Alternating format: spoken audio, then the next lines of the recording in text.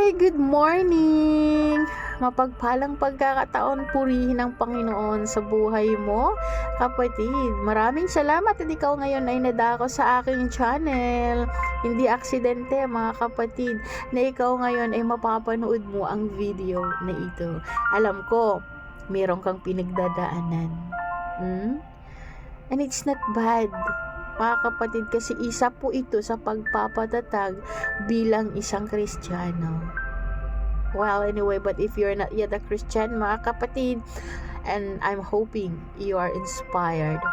Okay? May inspirasyonan kita sa pagkakataong ito sa isang malayang taludturan na aking ihahatid or ihahandog para sa Panginoon. But before that, don't forget to like, subscribe, follow, and don't forget the notification bell sa aking channel para ma-inform ka sa mga bago pang video na aking ihahandog.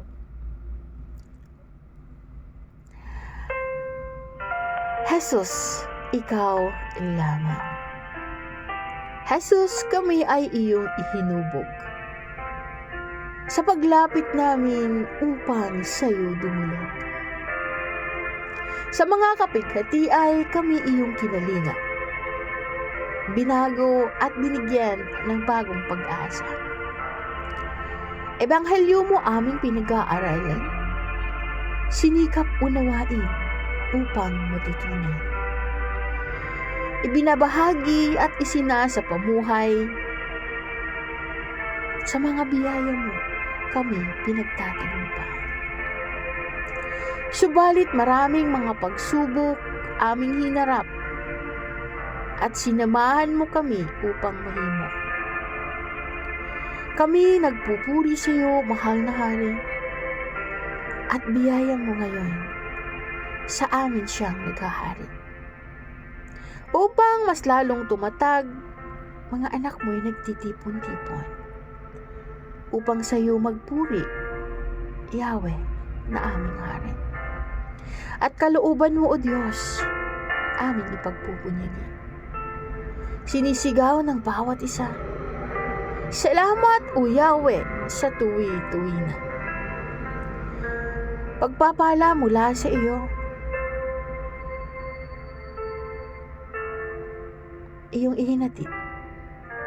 Sa bawat salita mo, aming nababatid. At siyang nagpapatibay sa pundasyon na kailanmay hindi mapapatid. Tungkulin namin ikay aming paglingkuran, ng buong puso ikay aming parangalan. Tunay na ikaw ay walang kapantay, O Yahweh, na siyang nagbigay sa aming buhay. Huwag ka sanang magsasawa upang sa amin ay kakalinga. Sa bawat paglapit, pagkalinga mo, umahal na Ama.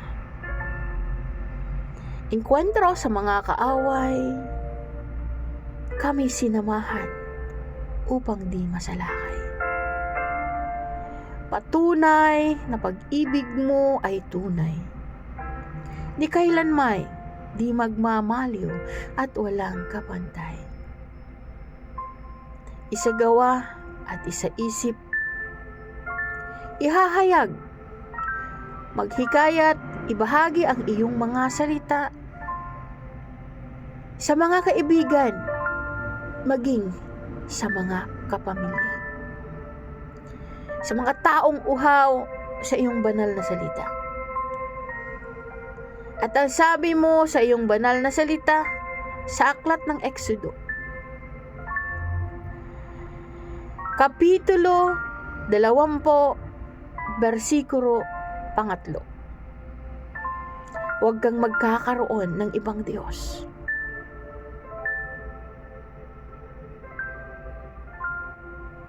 Sa harap ko. Makapangyarihan, Panginoon, kami ngayon nagpapasalamat. Ititataas at magpuri na kailanman sa aming buhay, ikaw ang siyang maghahari. Maraming salamat po and God bless you.